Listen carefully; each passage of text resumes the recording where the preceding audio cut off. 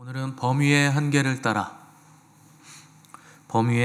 따라라는 제목으로 우리 하나님 말씀 함께 나누도록 하겠습니다.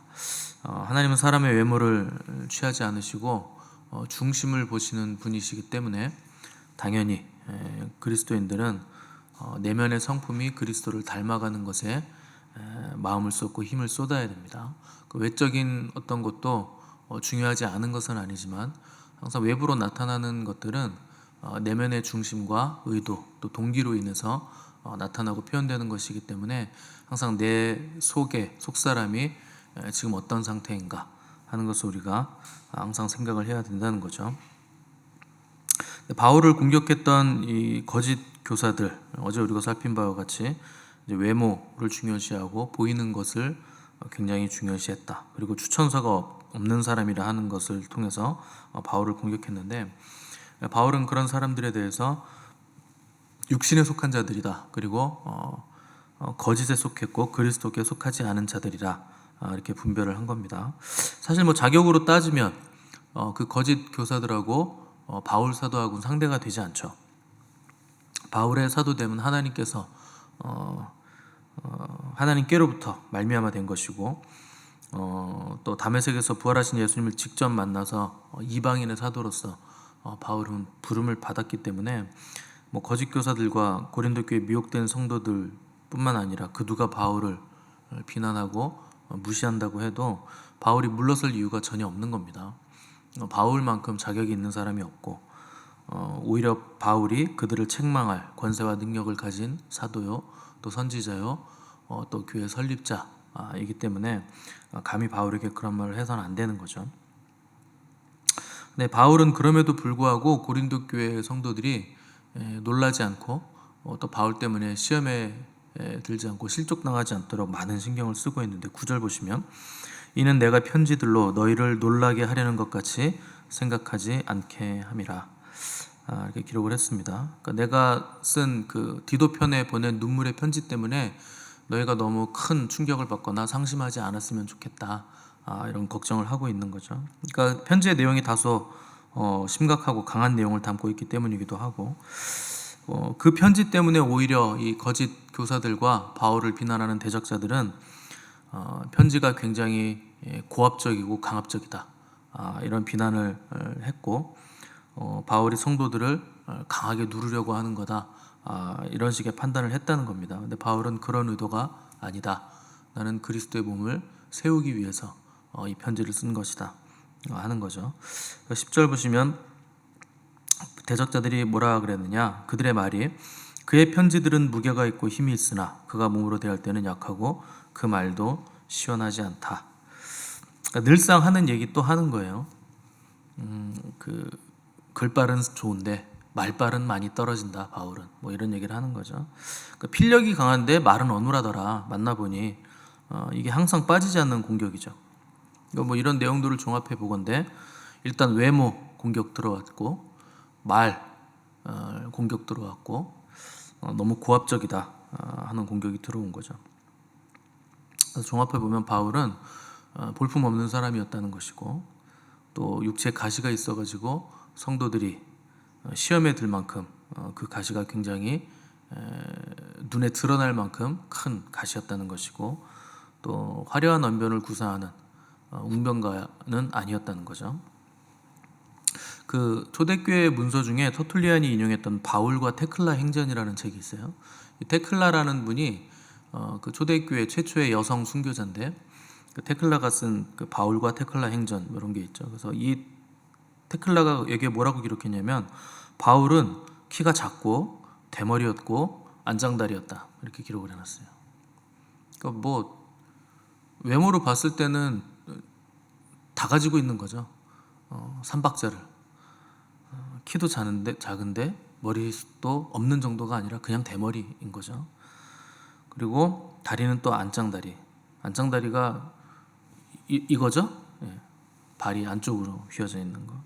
거기다가 다리는 엄청 가늘고 눈은 움푹 들어갔으며 코는 매부리 코였다, 이렇게 기록이 되어 있습니다. 그러니까 코는 매부리 코니까 많이 튀어나오고 크고, 눈은 쑥 들어가 있고, 그러니까 고도 차이가 많이 난다는 거죠. 얼굴에서 골짜기도 있고 산등성이도 있고 뭐 그런 거죠. 그러니까 외형적인 모습을 보면 바울은 뭐 흠모할 만한 아름다운 게 아무것도 없었다. 굉장히 추한 물고리였다는 거죠. 근데 이와는 다르게 거짓 교사들은 굉장히 매력적인, 꽤나 괜찮은 모습을 가지고 있었다는 거죠. 어제도 말씀드렸지만, 그래서 외형이 아름다운 것에 여러분 속으시면 안 됩니다. 그래서 너무 빛나게 잘생기고 아름답고 볼만하고 괜찮고 이런 거에 신경을 쓰시면 여러분 다 속아 넘어가는 거예요. 그러니까 우리처럼 좀 생기다 말고 좀 덜 생기고 막 이래야 하나님을 붙잡지. 외모도 여러분 그게 자산입니다. 지금 이 세상에서 외모가 자산이에요. 그 경쟁력이고 그게 이제 그 금력이랑 맞닿아 있습니다. 잘생기고 아름답고 키 크고 꽤 괜찮으면 그 돈이 됩니다. 그게 자산이라는 거예요. 근데 그런 거에 여러분 열광하시면 안 되죠. 미혹자들은 항상 이미지로 다가옵니다. 괜찮은 이미지. 그래서 이미지로 다가오는 거 전부 다 가짜라고 제가 계속 말씀드리잖아요. 왜냐하면 이미지는 조작이 가능하니까. 그래서 그럴듯한 모습으로 다가오는 거예요. 친절하게 대해주고. 우리 양육반에서 늘상 외치는 거 있죠. 사람이 나에게 친절한 거 기적이라고. 사람이 나한테 잘 대해주는 거 자체가 기적이라고 우리가 하잖아요. 그럴 리가 없습니다. 뭔가 빼먹으려고 할 때만 잘해주는 거예요. 하나님의 사랑 아니고서는 전부 다 뭔가 계산을 하고 있다는 거죠. 오죽하면 사탄도 광명의 천사로 가장을 합니까? 천사 같아 보이는 거예요, 사탄이. 그래서 대적자들, 거짓 선지자들은 항상 이렇게 위장을 한다는 거죠. 그래서 중요한 건 바깥에서 보는 외형적인 모습, 그럴싸한 모습이 중요한 것이 아니에요. 그 안에 주님이 계신가? 항상 이게 중요한 겁니다. 근데 이런 그 거짓 교사들과 미혹자들의 이 외모로 그럴듯한 모습으로 다가오는 미혹들은 항상 있었어요. 그럴듯한 말로 우리를 미혹하거나 그럴듯한 일로 우리를 이제 미혹을 하는 거죠. 구약 시대 때부터 항상 있었습니다. 그러니까 하나님이 그 예레미야에게 이스라엘이 이제 멸망한다. 그리고 포로로 끌려간다. 그리고 70년 동안 포로 기간이 끝나야 너희들 돌아올 수 있다. 이렇게 예언을 하게 하셨죠. 근데 그때 2년쯤 됐을 때 아직 예루살렘이 이제 무너지지 않았을 때였는데 거짓 선지자들이 이제 예루살렘에서 생겨나기 시작합니다. 이미 포로로 끌려가 있는 사람도 있었고, 근데 그들이 뭐라고 예언을 했느냐? 70년 아니다. 2년이면 돌아온다. 이렇게 예언을 하고 이스라엘은 망하지 않는다. 다시 재건된다. 2년 만에 다시 재건된다. 이제 이런 거짓 예언을 하기 시작하죠. 근데 놀랍게도 예레미야를 사람들이 핍박하고 그렇게 거짓 예언을 하는 사람들에게 열광하기 시작합니다. 그 왜 열광을 했겠습니까? 내가 듣고 싶은 예언이 나온 거예요. 너무 가혹하잖아요. 이스라엘 나라, 하나님의 나라고 하나님의 백성들인데 어떻게 망합니까? 하나님의 나라가 어떻게 망해요? 그러니까 그건 말이 안 된다고 생각을 하는 것이고 망해서는 안 된다고 생각하는 거죠. 그리고 70년, 포로 생활이 70년이라고 이건 너무 가혹한 겁니다. 그러니까 거짓 선지자들이 망하지 않는다. 2년 만에 돌아온다 하니까 얼마나 기뻤겠습니까? 그러니까 자기가 듣고 싶은 예언이 나오니까 그 거짓 예언자들을 참된 예언자라 생각하면서 그들이 인기를 얻었다는 거죠. 주님도 말세 때에는 거짓 선지자들이 할 수만 있으면 믿는 자들을 미혹할 것이다. 말씀하셨죠. 그래서 기적과 이적을 일으켜서 사람들 미혹한다. 그러니까 구약 시대뿐만 아니라 예수님 시대 때도 이런 일들은 계속 있었고 마지막 때에도 이런 일이 있을 거라는 거죠. 여러분, 근데 거짓 선지자 분별하는 게 뭐 어렵습니까? 쉽잖아요. 내가 하나님하고 가까우면 이게 하나님의 영인지 아닌지 금방 알아요.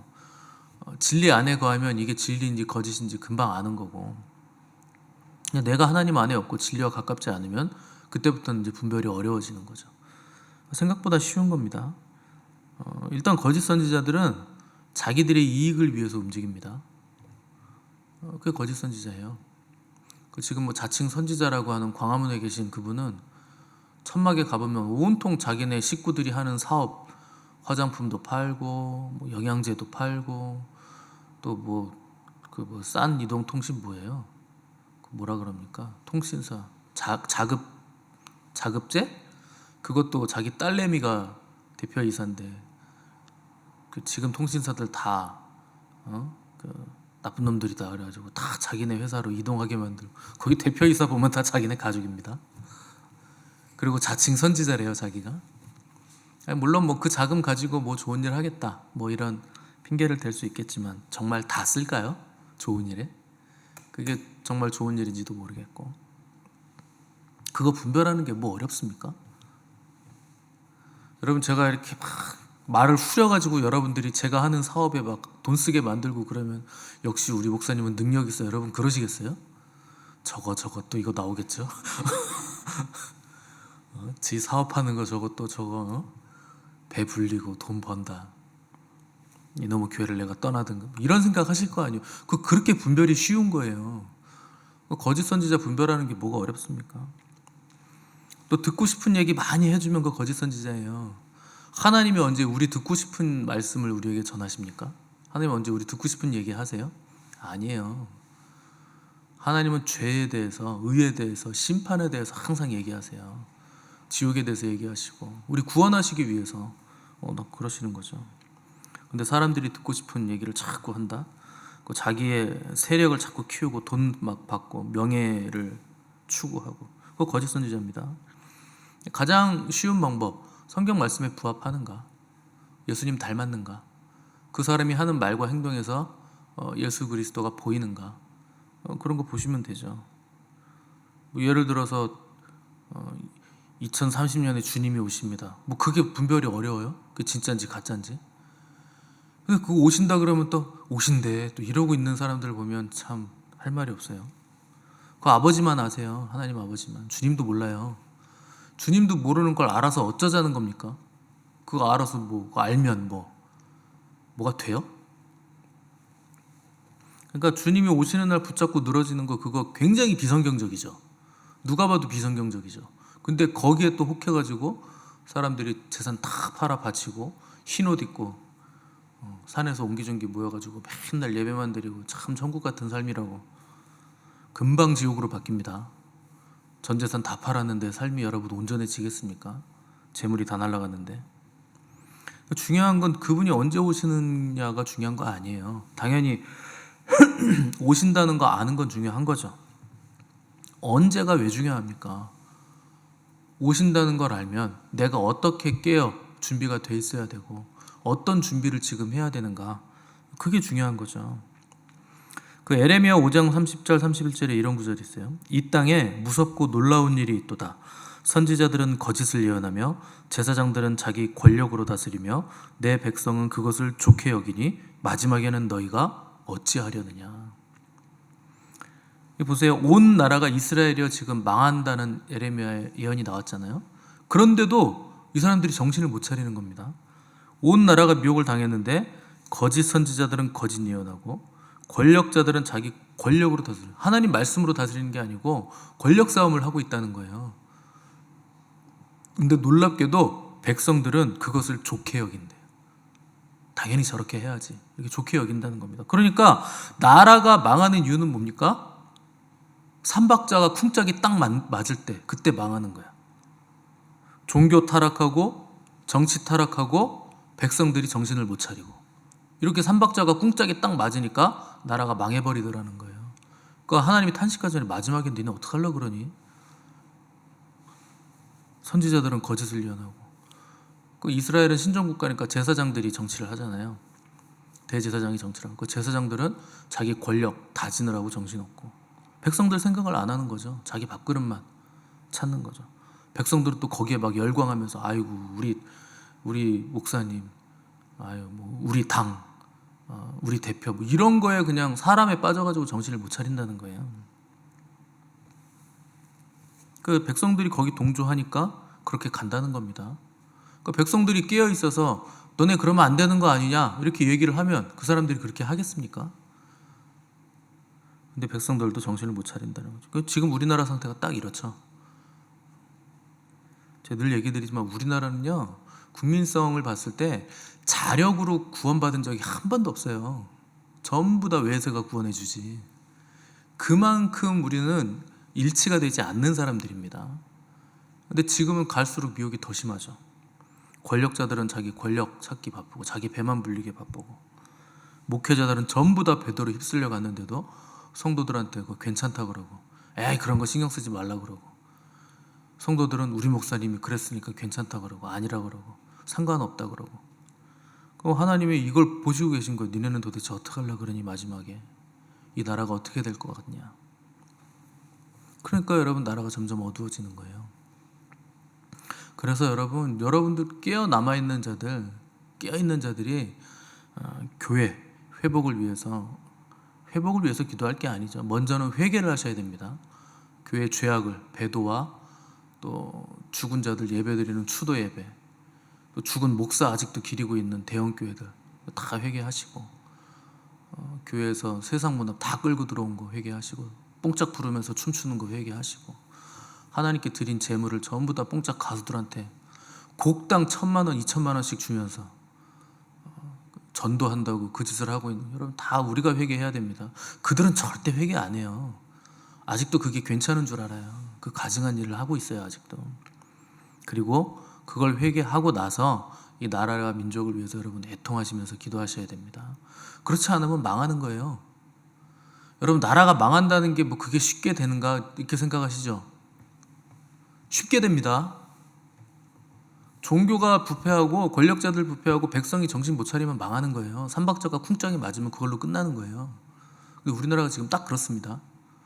아니 뭐 이스라엘도 하나님의 눈동자, 제사장 나라라는 나라도 망하게 하시는데 우리나라가 무슨 용가리 통뼈입니까? 가만 놔둡니까 이런 걸 하나님이? 금방 망해요. 망하는 건 순식간이에요.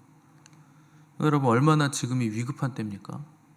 그러니까 교회 죄를 위해서 여러분 회개하시고 나라 민족을 위해서 여러분 애통하면서 기도하셔야 돼요. 자, 12절 13절 보시면 우리는 자기를 칭찬하는 어떤 자와 더불어 감히 짝하며 비교할 수 없노라. 그러나 그들이 자기로서 자기를 헤아리고 자기로서 자기를 비교하니 지혜가 없도다. 그러나 우리는 분수 이상의 자랑을 하지 않고 오직 하나님이 우리에게 나누어 주신 그 범위의 한계를 따라 하노니 곧 너희에게까지 이른 것이라. 한마디로 거짓 선지자들은 자기가 기준이 돼서 자기가 판단하고 자기가 비교한다는 거예요. 사람의 기준과 하나님의 기준은 완전히 다르고 비교할 수 없는 것인데 너희들은 왜 하나님의 기준으로 판단하고 비교하지 않고 너희들 스스로가 비교와 판단의 기준이 돼서 너희가 스스로 판단하느냐. 바울이 이걸 책망하는 거죠. 그래서 13절 하반절에 보시면 오직 하나님이 우리에게 나누어 주신 그 범위의 한계를 따라 우리는 하고 있다 하는 것이죠. 그래서 바울은 하나님이 멈추라고 하면 거기서 멈춘다, 나아가라고 하면 나는 나아간다. 그 하나님의 뜻이 기준이 된다는 거예요. 이건 뭐 바울뿐만 아니라 모든 목회자들이 그래야 되고 또 모든 성도들도 하나님이 정해주신 그 범위의 한계, 거기에서 우리가 멈춰야 되는 거죠. 근데 자꾸만 이 한계를 넘어가려고 하니까 미혹을 받는 겁니다. 여러분 성경도 하나님이 가르쳐 주시지 않는 것들이 굉장히 많습니다. 근데 그걸 또 굳이 알겠다고 그 한계를 넘어가지고 이게 뭘까 계속 그것만 고민하니까 그 이단에 넘어가는 거예요. 자꾸 신천지 같은 이단들이 왜 기승을 부립니까? 이게요, 평소에 교회에서는 듣도 보도 못한 신기한 비유, 비유풀이 이런 걸 가르치니까 재밌잖아요. 신기하잖아요. 그러니까 자꾸 넘어가는 거예요. 근데 여러분 신천지의 비유풀이라는 게요, 조금만 생각해보면 진짜 그 우스운 겁니다. 말도 안 되는 걸 가르치는 거예요. 그냥 원숭이 엉덩이는 빨가니까 원숭이 엉덩이는 사과야. 엉덩이가 왜 사과입니까? 엉덩이는 엉덩이고 사과는 사과지. 색깔이 똑같다고 비우니까 이거는 이 빨간 거는 원숭이 엉덩이를 얘기합니다. 이렇게 비유를 풀어줘요. 제가 뭐 극단적으로 얘기하는 거고 성경을 그런 식으로 비유로 풀어낸단 말이죠. 그러니까 이게 굉장히 이게 이거였구나. 그래서 성경에 다 짝이 있구나. 이 빨간색은 예수님의 보혈이구나. 그래서 이게 보혈의 능력이구나. 뭐 이런 식으로 갖다 붙이면 다 맞는 것 같죠. 빨가면 예수님의 보혈이면 나의 아내여 당신의 입술은 빨갛고 이런 시가 나오는데 성경에 그럼 입술이 보혈입니까? 다 그렇게 갖다 붙이면 맞아요? 그런 비유풀이에 열광을 하는 거예요, 사람들이. 그 똑똑하다는 교수들도 넘어가고, 뭐 의사들도 넘어가고, 신천지에 똑똑한 사람들 많습니다, 사회적으로. 뭐 똑똑하지 않으니까 넘어갔겠죠. 하나님이 정해주신 경계에 한계가 있어요. 그 이상은 너희들이 알 필요도 없다. 왜냐하면 알려줘도 이해를 못한다예요. 가르쳐줘도 모르는데 그걸 왜 가르쳐 주시겠습니까? 그러니까 이걸 이해를 못하니까, 하늘에 속한 거니까 여기서 멈춰라. 멈춰야 된다는 거죠. 하나님이 땅의 경계도 정하시고 바다의 경계도 정하셨는데, 하나님이 바다, 너는 여기까지 너의 한계다, 넘어오지 마라. 그럼 파도가 그 이상 못 오는 거예요. 그거 넘어오면 어떻게 됩니까? 해일이 일어나는 거죠. 그러면 이제 사람들이 죽고 난리가 나는 거, 홍수가 나는 거죠. 그러니까 하나님이 정해주신 한계, 그 경계를 굳이 넘어갈 필요가 없다 하는 겁니다. 그러니까 자꾸 지적인 욕망과 욕심을 그런 데서 부리시면 안 되는 거예요. 이스라엘의 미혹도 마찬가지죠. 하나님께서 포로기를 허락하셨으면 어쩔 수 없는 겁니다. 근데 포로기를 허락하신 이유가 뭘까요? 야, 언제 끝나는지 날짜 한번 잘 세봐, 한번 맞춰봐. 뭐 이런 거 맞추라고 그 포로기를 허락하셨겠습니까? 그 시기를 통해서 돌아보라는 거죠. 우리가 뭘 잘못했고 하나님의 율법을 우리가 안 지켰더니 이런 결과가 생겼으니 우리가 이제 돌아가서는 어떻게 해야 되고, 우리가 지금 여기 이 바벨론 땅에 붙잡혀 왔지만 이 땅에서 하나님과 더 깊은 관계를 가지고 신앙을 회복해야 되고 하나님의 법을 잘 지키자, 이런 초점과 중심이 있어야 되는데, 이 사람들은 늘 시작할 때부터 끝까지 언제 돌아가요? 언제 이거 끝나요? 왜 우리가 이렇게 여기서 살아야 돼요? 끌려와야 돼요? 언제 자유를 얻어요? 늘상 이런 거에만 관심을 가지고 있는 거죠. 그래서 미혹받는 겁니다. 거짓 선지자들이 언제 돌아가냐고? 이때 돌아가지, 이때 돌아가지. 거짓으로 예언을 하는 거예요. 그럼 막 열광을 하는 거죠. 야, 이때 간대. 그 해가 되면 야, 1년 연기됐대. 계속 그렇게 가는 거죠. 고린도 교회도 마찬가지입니다. 왜 거짓 교사들이 활개를 칩니까? 자기들이 듣고 싶은 예언, 듣고 싶은 말 자꾸 해주는 거죠. 바울이 전한 복음은 구원이요, 너무 쉬운 거예요. 너무 쉬우니까 오히려 이 사람들은 구원에 더 뭔가 좀 외적으로 보이는 그럴듯한 뭐가 있으면 좋겠는 거죠. 눈에 보이는 확실한 뭐 표적이나 이적 같은, 표식 같은 게 있었으면 좋겠는 거죠. 그러니까 거짓 교사들이, 유대 교사들이 와서 뭐라 그럽니까? 그치, 뭐가 있었으면 좋겠지. 그래서 구약에 보면 우리에게 율법이란 걸 줬거든. 그 율법에 보면 할례를 받아야 돼. 그러니까 너희들이 받은 구원, 그거 진짜 구원이긴 한데 할례를 받으면 더 금상첨화지. 너 할례를 받자. 뭐 이런 식으로 접근하니까, 근데 그게 먹히더라는 거죠. 이게 구원이에, 할례가 구원의 표래, 이걸 우리가 받자. 뭐 이런 식으로 다 먹혔다는 거예요. 그 남들보다 잘 믿는 뭔가 대단한 어떤 표시, 어떤 증거, 외적인 모양, 이런 걸 추구하니까 이 거짓 교사들의 말이 먹히고, 그렇게 해보니까 실제로 내가 뭔가 된 것 같은 거죠. 잘 믿는 사람인 것 같고, 뭔가 선민인 것 같고, 선택받은 것 같고. 그러니까 목적은, 구원의 이유 대신 예수 그리스도가 목적이 되어야 되는데, 결국 자기의 안심, 안정감, 잘 믿는 것 같은 표, 뭐 이런 것들이 목적이었다는 거예요. 그러니까 오히려 그런 사람들은 쉽게 거짓 교사들에게 미혹을 받았다는 거죠. 그러니까 우리가 나에게 집중해야 되는 경우는 자기 믿음을 확증할 때뿐, 그거밖에 없습니다. 내가 정말 믿음 안에 서 있는가를 확증할 때 나를 돌아보는 거지, 다른 거 할 때는 나를 돌아보시면 안 돼요. 내가 정말 겸손하게 하나님 앞에 내 믿음이 올바로 서 있는가, 이때만 자기를 돌아봐야 되는 겁니다. 그 나머지는 우리의 집중은 어디에 있어야 되느냐? 우리 주님께 있어야 되는 거죠. 포로로 끌려간 상황에서 언제 집에 가는지, 어떻게 가는지, 그게 우리의 갈망과 목적과 이유가 돼서는 안 된다는 겁니다. 그 자리에 있게 하신 하나님 아버지의 뜻은 뭔가, 그걸 우리가 헤아리고 그 자리에서 우리는 어떻게 오늘 하루하루를 삶을 살아야 되는가, 우리 중심에 뭐가 있어야 되는가, 그것이 항상 우리의 깨어있음이 되어야 된다는 거죠. 그래야 내 갈망 때문에 미혹의 영에 넘어가지 않게 된다. 왜 우리나라 사람들이 전부 다 미혹을 받습니까? 자기가 원하는 거 시원하게 긁어주니까 그래요. 내가 듣고 싶은 말. 그래서 마지막 때는 귀가 가려워서 스승을 많이 둔다 그러잖아요. 이 사람 가서 이 사람 얘기 듣고 저 사람한테 가서 저 사람 얘기 듣고 내가 듣고 싶은 얘기 해주는 사람들 찾아다니는 거죠. 그러니까 저처럼 강하게 듣기 싫은 얘기를 자꾸 하면 저거 잘못됐네, 이단이네, 이런 얘기 하는 겁니다. 이단은 무슨 이단이야. 한 2500단쯤 돼야지 이단 가지고 되겠습니까? 그러니까 우리는요, 하나님의 뜻이라고 하면서 하나님의 뜻을 추구한다고 하면서 매일 내 원함, 내 목적, 내 갈망, 그걸 하나님의 뜻으로 계속 포장해 놓습니다. 까보면 그 안에 주님이 없어요. 나만 있어요. 그게 문제가 되는 거예요. 그래서 미혹을 받는 거예요.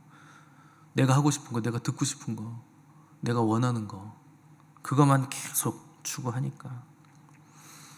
여러분이 언제 죽을지, 어디에서 죽을지, 건강하게 죽을지, 사고로 죽을지, 아프다가 죽을지, 총 맞아 죽을지, 선교 가서 지붕에서 떨어져서 죽을지, 운전하다가 벼랑에서 떨어져서 죽을지, 여러분 그거 알 수 있습니까? 근데 사람들은 그게 궁금해요. 내가 어떻게 죽을지, 건강할지. 알 수 없어요. 왜 알 수 없습니까? 하나님이 안 알려주시니까요. 그거 알아서 뭐합니까? 그거 중요한 거 아니죠. 중요한 건 언제 어디서 어떻게 건강해 죽나 아파서 죽나, 그게 중요한 게 아니에요. 지금 오늘 하루 나는 어떤 삶을 살 것인가, 그리고 오늘 정말 하나님이 부르시면 나는 어떻게 갈 것인가, 주님 앞에 어떤 모습으로 내가 서게 될 것인가, 이게 중요한 거죠. 근데 늘상 사람들은 목이 뒷다리 붙잡고 늘어지는 거예요. 언제 죽는데, 어떻게 죽는데, 어떻게 오늘을 사는가. 여러분 여기에 관심이 있으셔야 됩니다. 그게 중요한 거예요. 우리는요, 하나님께로부터 와서 하나님께로 돌아가는 겁니다. 그래서 오늘이라는 시간도 그냥 왔다 가는 거예요. 그러니까 오늘 하루 1시간이 굉장히 중요한 거죠. 하나님께로 돌아가는 시간들이잖아요. 오늘 우리가 가지고 있는 거, 지금 우리가 가지고 있는 거, 원래 없던 거죠. 원래 없던 걸 지금 가지고 있는 거, 손에 쥐고 있는 거예요. 앞으로 시간이 지나면 또 없어질 것들이에요. 그럼 원래 없던 것이 내 손에 들어왔을 때는, 손에 있을 때 이걸 주님 위해서 잘 써야죠. 가지고 있는 게 뭐가 중요합니까? 다이아 목걸이, 남편이 다이아 귀걸이, 목걸이 선물해줬는데 하고 나가지도 못해요. 너무 비싸가지고. 금고에 잘 모셔놓고. 그게 무슨 의미가 있습니까? 그 다이아가. 건강도 시간도 재물도요, 항상 있는 거 아닙니다. 있을 때가 있어요. 들어올 때가.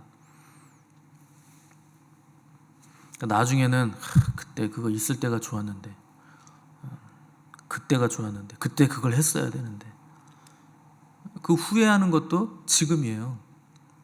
그럼 지금 그 후회를 하고 있으면 지금 뭐가 나에게 있으면 그걸 가지고 또 잘 사용을 하시면 되는데, 우리는 늘상 후회만 하죠.